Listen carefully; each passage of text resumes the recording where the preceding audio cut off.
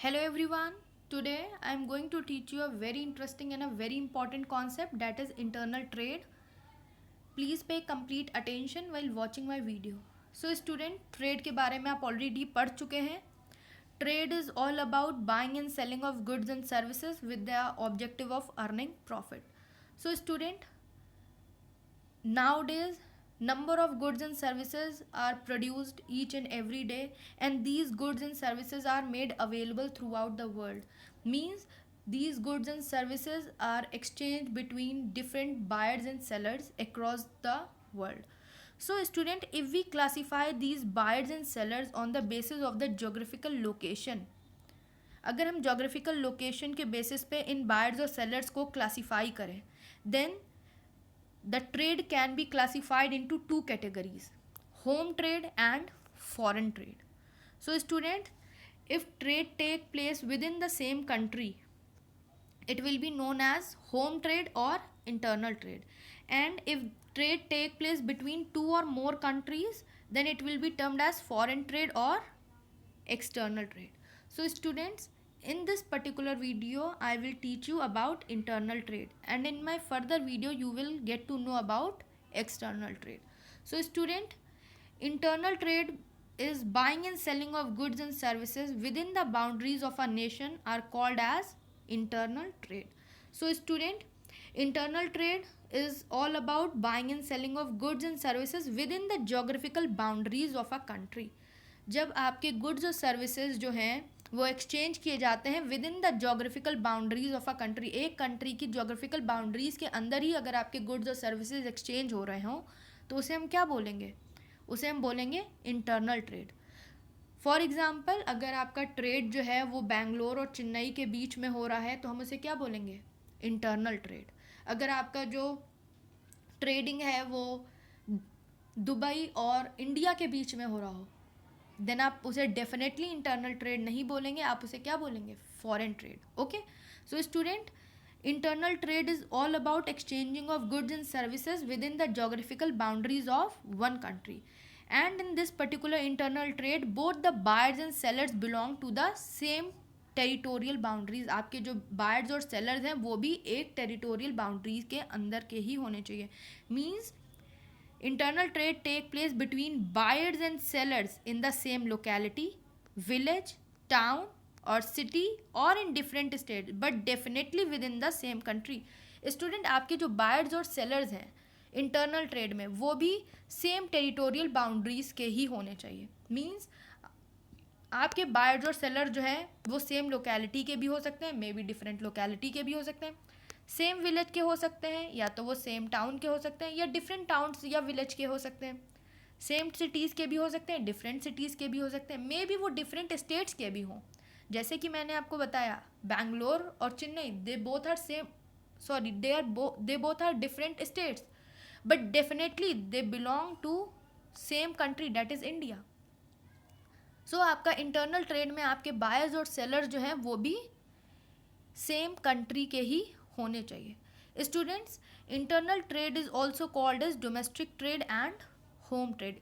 आपके जो internal trade को हम डोमेस्टिक ट्रेड भी और होम ट्रेड भी बोलते हैं. Okay student, with this we have some features of internal trade also, जिससे आपका कॉन्सेप्ट इंटरनल ट्रेड का और भी क्लियर हो जाएगा. So student, first feature of internal trade is definitely the buying and selling of goods take place within the boundaries of the same country. So आपका जो buying और सेलिंग है goods का वो सेम कंट्री के अंदर ही होना चाहिए.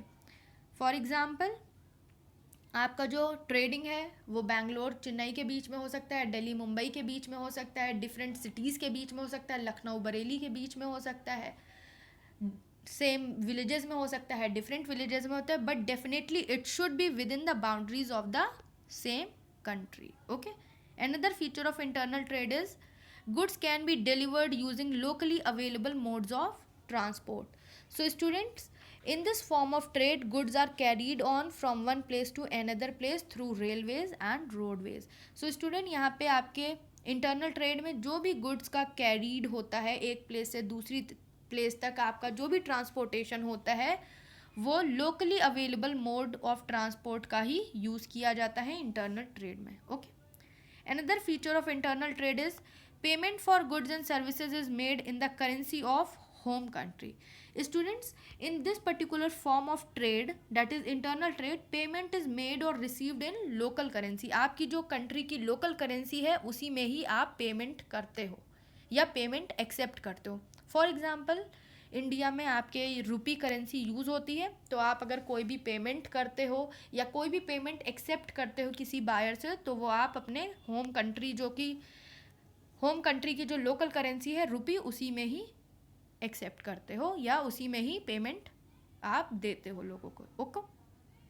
With this, we have another feature of internal trade is it involves transaction between producers, consumers and middlemen. So students, in this type of trade, payment can be made in checks, cash and draft. Okay. Another feature of internal trade is it does not involve any custom import duty, but buyers need to pay the taxes to the government. So student, इस particular internal trade में आपको कोई भी custom, import, excise duty कुछ भी नहीं देना पड़ता है, बट बायर जो हैं वो गवर्नमेंट को टैक्स पे करते हैं जब भी वो कोई भी गुड्स या सर्विसेज खरीदते हैं. Okay. Another feature of internal trade is in home trade the laws prevailing in that country only have to be followed. So students, in this type of trade, local rules and regulations have to be followed by both the buyers and the sellers. सो आपके country में जो भी rules and regulations बने हो, जो भी law and order बने हो रिगार्डिंग द ट्रेड, आपको वो फॉलो करने पड़ते हैं, being a buyer and being a seller also. Okay students, I hope यहाँ पे आपको कॉन्सेप्ट क्लियर हो गया होगा इंटरनल ट्रेड का. Basically internal trade is all about buying and selling of goods and services within the geographical boundaries of a country. और यहाँ पे आपका जो भी पेमेंट है वो लोकल करेंसी में होगा. आपके बाहर जो सेलर जो हैं वो भी सेम टेरिटोरियल बाउंड्रीज को ही बिलोंग करने चाहिए. Okay. With this student, we have some documents used in internal trade. So student, internal trade में कुछ आपके डॉक्यूमेंट्स यूज़ होते हैं, उसके बारे में हम देखते हैं. So first document used in internal trade is invoice. So student, invoice को हम बिल और मेमो भी बोलते हैं. सो स्टूडेंट, बिल और मेमो से आपको बहुत क्लियरली समझ में आ गया होगा बिल और मेमो बेसिकली होता क्या है. So student, in case of credit purchase, a statement is supplied by the seller of goods in which he gives particulars of goods purchased by buyers such as quantity, quality, rate, total value, sales tax, trade discount, etc. So student, यहाँ पे invoice जो है basically credit purchases के लिए दिया गया है. अगर हम कोई भी क्रेडिट परचेज करते हैं, उधार पे सामान खरीदते हैं, तो हमारा जो सेलर है जिससे भी हम गुड्स खरीद रहे हैं वो हमको एक स्टेटमेंट जो है वो सप्लाई करता है, और उसमें स्टेटमेंट जो है वो इशू करता है, और उस पर्टिकुलर स्टेटमेंट में सारा ट्रांजैक्शन से रिलेटेड सारे जो भी होते हैं वो लिखे होते हैं. जैसे कि आपने जो गुड्स खरीदे हैं उन पर्टिकुलर्स के बारे में लिखा होता है, सारा स्टेटमेंट उसमें लिखा होता है. जो भी गुड्स खरीदे होते हैं, गुड्स की क्वांटिटी कितनी है, गुड्स की क्वालिटी क्या है, पर्टिकुलर गुड्स का रेट कितना है, कितनी क्वांटिटी में आपने गुड्स खरीदा है, क्या टोटल वैल्यू हुई है उन सारे गुड्स की, कितना टैक्स आपको पे करना है, कितना हमने डिस्काउंट दिया, ये सारी चीज़ें उस पर्टिकुलर इनवॉइस में लिखी होती हैं. So students, invoice record is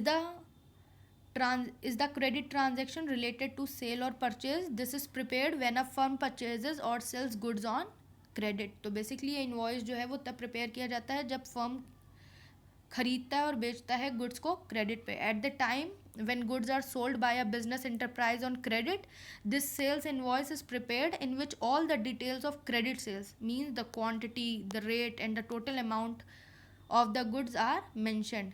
And with the help of this particular invoice, buyer get information of all the amount which he has to pay to the seller.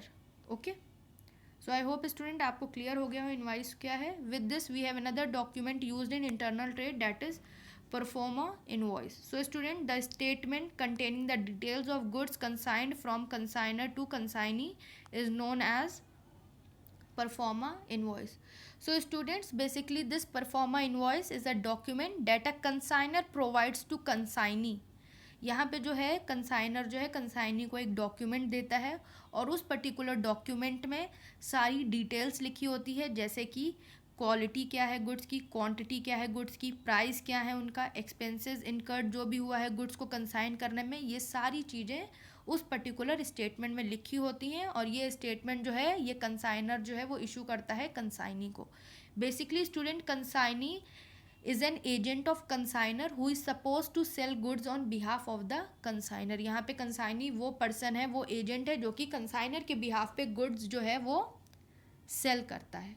Okay student, this proforma invoice is given in order to give a clear picture to a consignee and an exact figure of the final cost of the transaction। जो भी आपका final transaction है, final cost है transaction का, उसकी exact figure consignee को clear हो जाए, एग्जैक्ट पिक्चर क्लियर हो जाए कंसाइनी को, इसीलिए ये पर्टिकुलर डॉक्यूमेंट जो है वो कंसाइनर जो है वो कंसाइनी को प्रोवाइड करता है। Okay, with this student we have another document used in internal trade is debit note.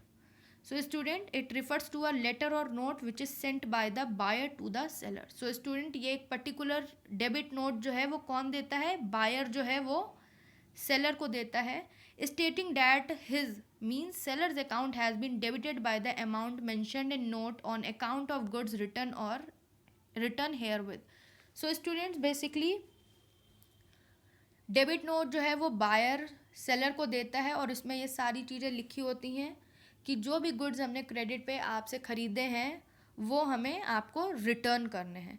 उसमें उस पर्टिकुलर नोट में सारी क्वांटिटी लिखी होती है, जो भी गुड्स हमें रिटर्न करना होता है उस पर्टिकुलर गुड्स का रेट क्या है वो लिखा होता है, उस पर्टिकुलर गुड की वैल्यू क्या है, प्राइस क्या है और किस रीज़न की वजह से हम उन गुड्स को रिटर्न कर रहे होते हैं, वो सारी चीज़ें लिखी होती हैं। Students, basically debit note can be issued from a buyer to their seller to indicate or request a return of funds due to incorrect or damaged goods received purchased।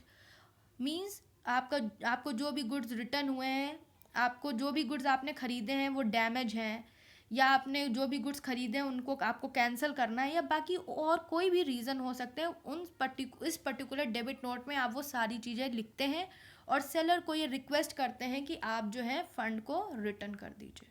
Okay, so student, I hope आपको debit note clear हो गया होगा। Basically ये एक document होता है जो कि एक बायर सेलर को देता है और वो उनसे रिक्वेस्ट करता है कि फ़ंड्स को रिटर्न कर दें क्योंकि हमें आपके गुड्स जो हैं वो डैमेज हैं या हमें ये गुड्स ख़रीदने नहीं हैं, जो भी हमने ख़रीदा है हमें उसे कैंसिल करना है। ये सारी चीज़ें इस पर्टिकुलर डेबिट नोट में लिखी होती हैं।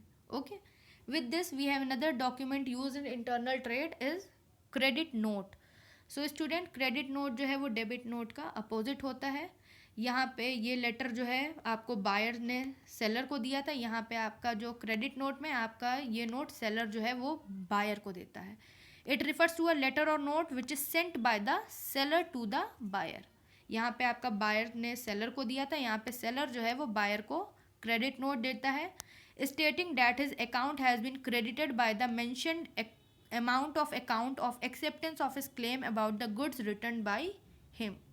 so student, credit note जो है वो सेलर बायर को देता है और वो बताता है कि जो भी आपने गुड्स जो हैं हमें रिटर्न किए उसके लिए आपको हम अमाउंट जो है वो ऑलरेडी पे कर चुके हैं। Basically student, this credit note document, ये पर्टिकुलर आपका जो क्रेडिट डॉक्यूमेंट होता है वो सप्लायर इशू करता है बायर को, और and it was issued to record that the particular amount has returned to customer for a paid invoice। ये पर्टिकुलर जो अमाउंट है वो रिटर्न कर दिया गया है बायर को। Okay, with this we have another document used in internal trade is lorry receipt. So student, lorry आप क्लियर समझ गए होंगे। लॉरी जो है वो बेसिकली गुड्स को ट्रांसपोर्ट करने के लिए यूज़ होती है। स्टूडेंट, जब भी हम ट्रांसपोर्टेशन करते हैं वाया रोड, जब भी हम गुड्स को ट्रांसपोर्ट करते हैं वाया रोड तो हम लॉरी का यूज़ करते हैं। So student, it refers to a receipt issued by a transport company for goods accepted by it for sending from one place to another. So student, lorry receipt basically कौन issue करता है? Transport company issue करती है, और ये particular receipt इसलिए issue की जाती है ट्रांसपोर्ट कंपनी के थ्रू जिससे कि वो आपको एक स्टेटमेंट दे सके, आपको एक्नॉलेज करा सके कि आपके गुड्स जो हैं वो उसने एक्सेप्ट किए हैं और आपके क्या गुड्स जो है वो वन प्लेस से दूसरी प्लेस तक वो उसे सेंड कर देगा। इस पर्टिकुलर लॉरी रिसिप्ट को हम ट्रांसपोर्ट रिसिप्ट भी बोलते हैं और बिल्टी भी बोलते हैं। So student, when goods are transported through lorry means via road, the transport company acknowledges the document showing the receipt of the goods, which is known as lorry receipt. Okay, with this we have another document used in internal trade is railway receipt. Student, जब हम अपने goods को via road भेजते हैं तो हम lorry का use करते हैं, जब हम गुड्स को वाया रेल भेजते हैं तो हम रेलवे का यूज़ करते हैं। सो स्टूडेंट, रेलवे रिसिप्ट जो है वो आपके रेलवे अथॉरिटी इशू करते हैं। It refers to a receipt issued by a railway authority for goods accepted for sending from one station to another. So जैसे स्टूडेंट आपके ट्रांसपोर्ट कंपनी ने receipt issue की थी और उन्होंने कहा था कि आपके गुड्स जो हम वो एक्सेप्ट कर रहे हैं और हम उसको एक जगह से दूसरी जगह पे भेज देंगे, वैसे ही आपके रेलवे अथॉरिटी भी रिसिप्ट इशू करती है और वो कहती है कि हम आपके गुड्स जो हैं वो एक स्टेशन से दूसरी स्टेशन तक भेज देंगे। सो स्टूडेंट, रेलवे रिसिप्ट आपकी तब यूज़ होती है जब हम गुड्स को ट्रांसपोर्ट करते हैं वाया रेलवे, और ये पर्टिकुलर रिसिप्ट जो है वो रेलवे अथॉरिटी इशू करती है।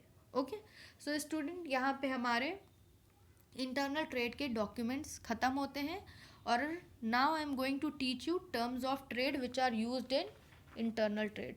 सो student, there are some terms of trade which are used in internal trade.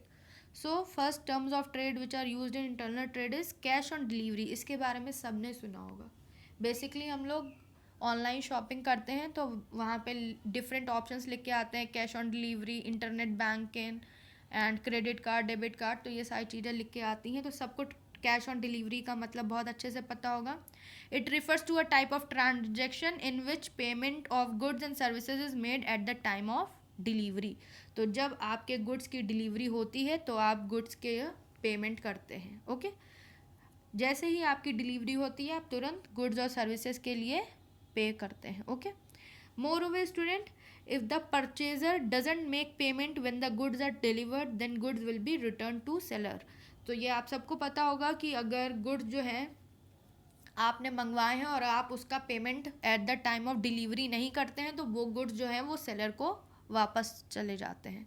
Okay, with this student we have another terms of trade that is free on board और free on rail. Free on board को student हम FOB भी बोलते हैं और आपका free on rail को हम बोलते हैं FOR।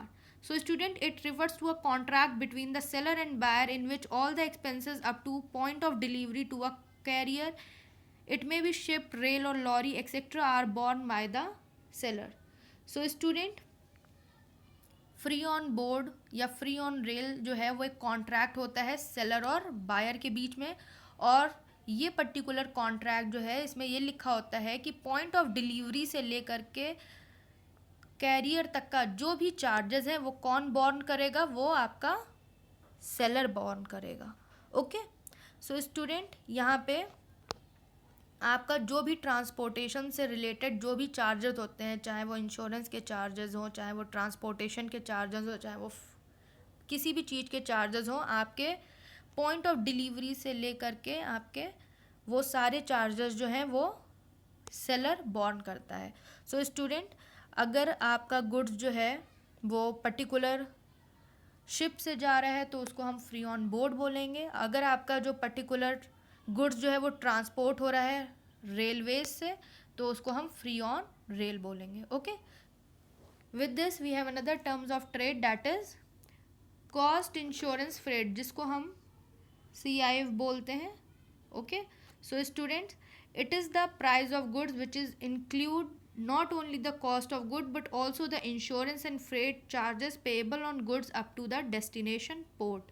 So student, यहाँ पे बेसिकली आपके गुड्स का ही प्राइस नहीं बल्कि आपके गुड्स का कॉस्ट क्या है, आपको उसमें कितना इंश्योरेंस पे करना पड़ रहा है, कितना आपको किराया भाड़ा देना पड़ रहा है, ये सारी चीज़ें जो हैं उस पर्टिकुलर डॉक्यूमेंट में लिखी होती हैं ये पर्टिकुलर, और आपका ये चार्जेस जो हैं payable on goods up to the destination port, जब तक आपका गुड्स जो है वो डेस्टिनेशन पॉइंट तक पहुंच नहीं जाता है, तब तक उसका जो भी कॉस्ट होगा, जो भी इंश्योरेंस होगा, जो भी फ्रेट होगा, उस पर्टिकुलर पॉइंट ऑफ टाइम तक का सेलर जो है वो पे करेगा.